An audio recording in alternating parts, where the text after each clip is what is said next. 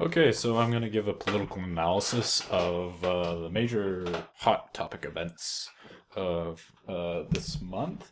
One of the things on the hot page is the construction of refugee camps in the Gaza Strip and the West Bank by Israel.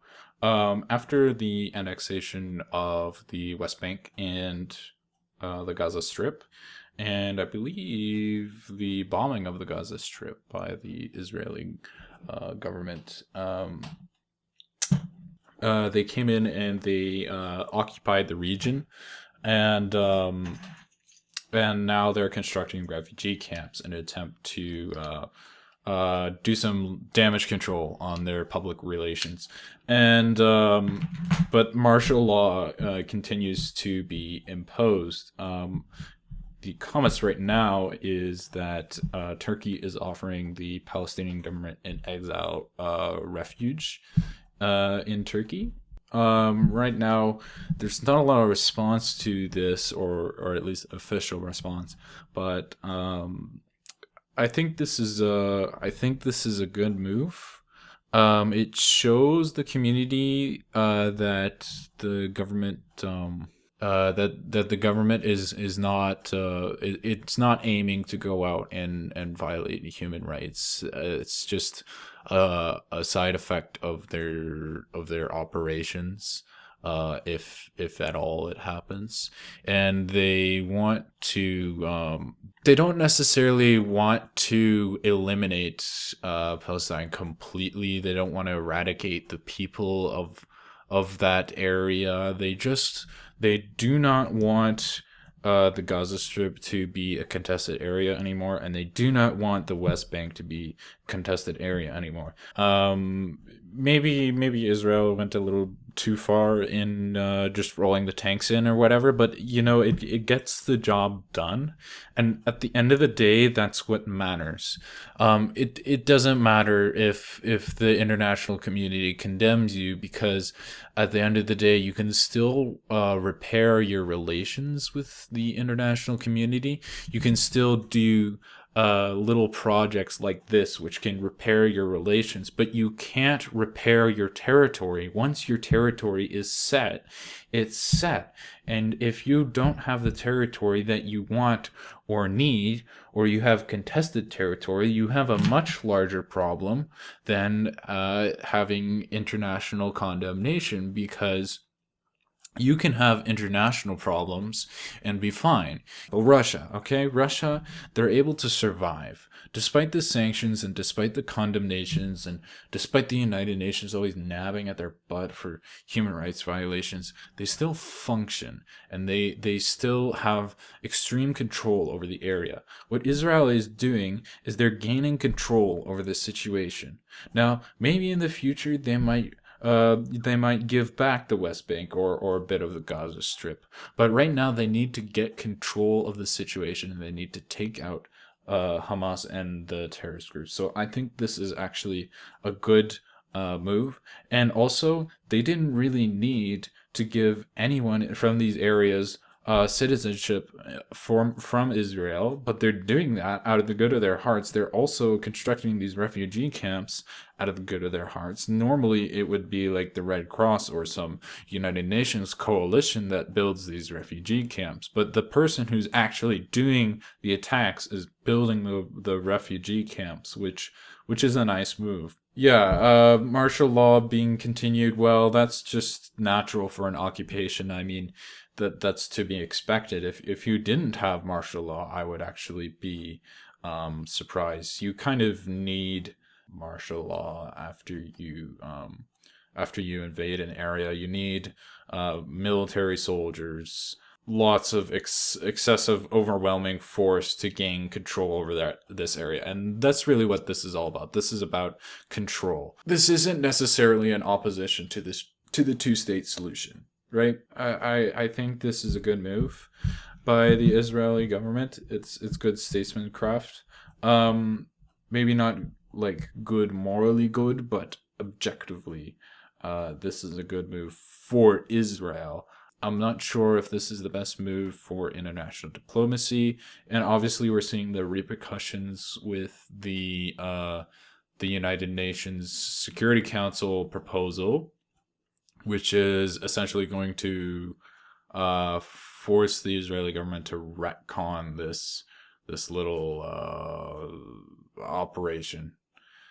The invasion of Gaza on the West Bank posted 15 minutes ago. Cool. Okay. So, yeah, there were minimal casualties on the Israeli side, and 13,500 Hamas fighters died. 5,000 Hamas insurgents have been captured in these areas as well. Okay, so yeah, they control these areas. But Hamas is still lying in the shadows. So yeah, that was a good move. It was successful, at the very least, temporarily. Easing tension by giving up Kashmir. Okay, so Kashmir has a renewed independence movement. Okay, they've had independence movements in the past, but now it's starting to bubble up again. And India has decided that they're gonna give up Kashmir. Everyone else who has claims in Kashmir gives it up as well. So they want to create a buffer zone between all of the nations and prevent wars over this region and probably in this region. I think this is a good move by India. Pakistan has accepted this proposal from India, and they'll give up their claim, and they want a referendum. But I really don't think I don't think this is the smartest move to reduce conflict. I think this is a good move in giving India what they want, which is increased territory, increased hegemony, increased power, that sort of thing. Definitely gives power to India and President Modi, but it doesn't ease tension at all. I think it actually makes things a heck of a lot worse, because by making Kashmir a puppet state, you're essentially turning it into a mercenary state that's going to go to the highest bidder. India is going to offer it, I don't know, financial aid or something like that, right? And then Pakistan is going to offer it military aid, and then it's on Pakistan's side now, and it's just going to keep flip-flopping until one state eventually gets total control over the puppet state. And now that state has gained territory without any repercussions, because it's technically not their state, right? And this is why I think this is really good for India and really bad for everyone else, because I think India has the plan that they want to use Kashmir as their puppet state instead of a buffer state, which is always how it turns out, always, without really exception that I can think of off the top of my head. Mongolia flip-flopped between Russia and China until it finally, settled down, and now it's just an extension of the state without any repercussions or objections to the gains in territory, and it makes everyone feel a lot safer, while actually it's not safer, and it's a potential conflict zone as well. If things don't go India's way, I predict that we're going to see India start a conflict over Kashmir, potentially using a false flag attack to start that, to get the best public opinion on their war. So we'll see what happens there in the referendum. We'll likely see Kashmir become independent, but if they align to the wrong faction, so to speak, there's going to be consequences. India has also reached out to G4 nations to essentially make a G4 United Nations, G4 plus one, the plus one being an African Union country. This is another blatant power grab, because India is not part of the permanent seat on the United Nations. They want the power that comes with that, so they said, okay, we're going to make our own United Nations with blackjack and hookers. Okay. DBRK reaches out to India.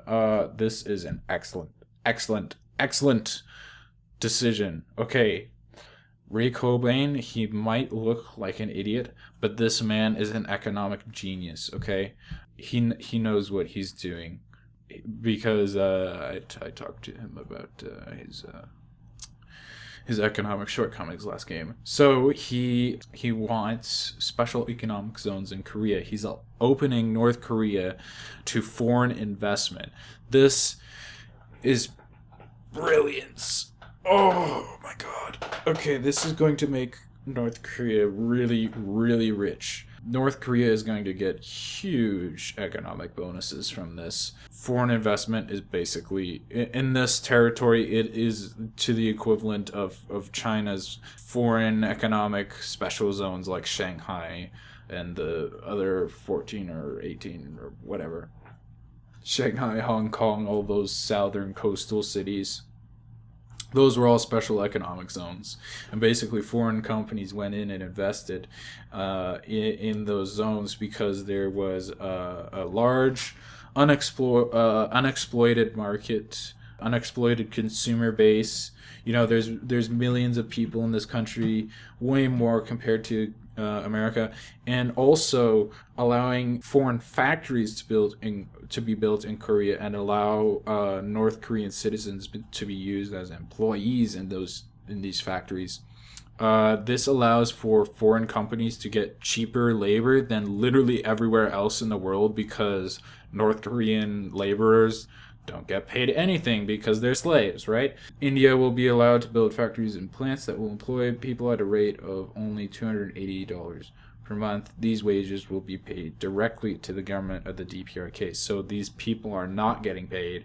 It's the government of North Korea who's getting paid to have slaves in these factories. This is good for North Korea. This is really good. They're also getting more food aid, and you know, I think this is really going to build up North Korea as a regional economic power. I don't think. Well, no, I don't think. I know it's not going to even compare to South Korea or China or any of the Asian tiger states for a long time, but we will see growth. I'm not sure how long it will take for them to be a regional, you know, economic significance, but these low wages are absolutely superb for foreign investments. So I think once these economic deals become public, a lot of foreign nations will be, or at least should be, jumping on this opportunity to use slave labor. This might backfire for the countries that are agreeing to investment, right? Like if India and Japan agree to this investment, they might get a public relations backlash because their government just agreed to slavery blatantly.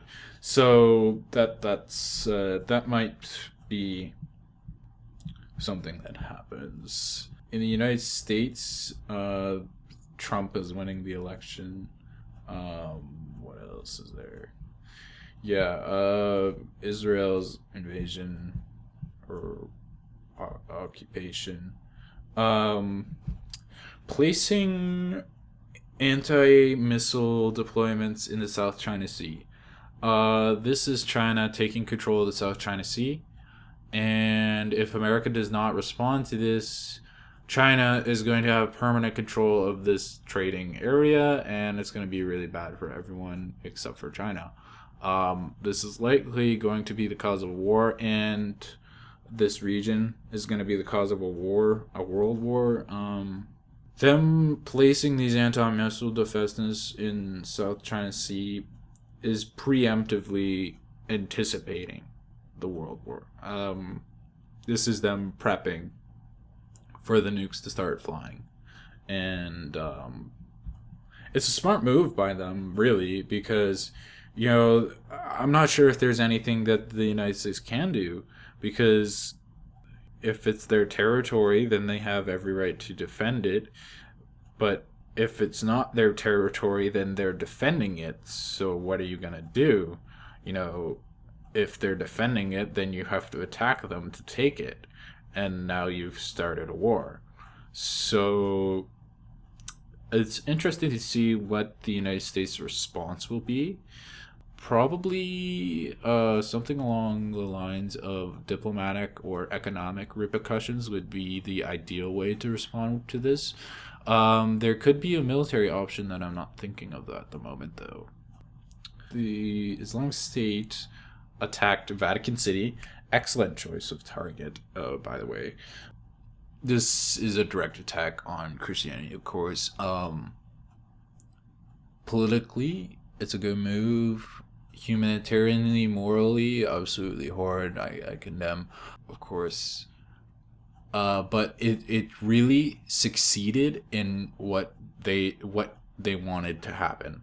What they wanted to happen was they wanted to provoke America into coming in to the Middle East, and that is exactly what happened. But I think they came stronger than stronger than was expected, because they called all of NATO in, and NATO didn't just respond symbolically. They went all in, and everyone wants to kill this, and Russia has joined in as well. Everyone's just joining in, and they're gonna just be successful in that. In response to Russia joining in on this coalition, they obviously attacked Russia, but that's not gonna really do much. I don't really think that accomplishes anything, so I don't know why that attack happened. The United States decision, or Obama's decision to go in, probably one of the worst decisions he could make. I understand that it's a threat, but his electoral promise was exactly not to do that.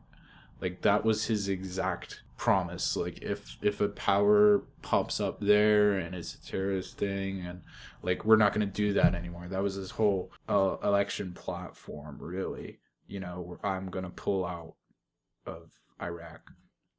And now he's going straight back in, and he's going even harder than Bush did. So, really, what this means for America, well, from Obama's point of view, this is probably the worst thing that could happen to him. Because, one, it leaves a horrible legacy behind for him. Like, everything that he's been trying to do, all the PR things, he's been trying to make a legacy that is positive. He wants to be seen when his administration leaves as a positive impact on America, as if not a good, then at least a decent president. And by doing this, he completely invalidates everything that he's done. All the work that he put towards healing his legacy has just gone down the toilet. I mean, another war in Iraq. And if this doesn't go well, he's going to be stuck there for a very long time. I'm not sure if he has an exit strategy at the moment. And we don't know what the consequences of this are going to be. If another group pops up, or like, what's going to happen with all these Americans in this location. I don't think it's going to go down well. But the more important impact on this is the average American's, changing perspective on the Democratic Party of the United States. Now there's even less trust in the Democratic Party. Because Obama went back on his promise, they're not going to trust a Democrat anymore. There was already trust problems with Hillary Clinton, and now her campaign is after Obama breaking his promise, Hillary Clinton has no hope. Bernie Sanders is pretty much the only Democratic candidate left, and he can't stand up to enormous giants like Donald Trump and all those Republican candidates. I mean, with this action, he's pretty much sealed the fate of the next election, and assuring that one of the Republicans gets elected by doing this. So that's my analysis for now. I don't see anything else worth analyzing at the moment. I think I've got everything. I'm unfortunately I can't really comment on Germany's little revolution there. We all know that it's going towards Prussia though. Yeah, so that's it for March, April 2016. There's nothing else to say, so that's all I've got for today. And that's my political analysis of the current events at World Roleplay. I'll see you.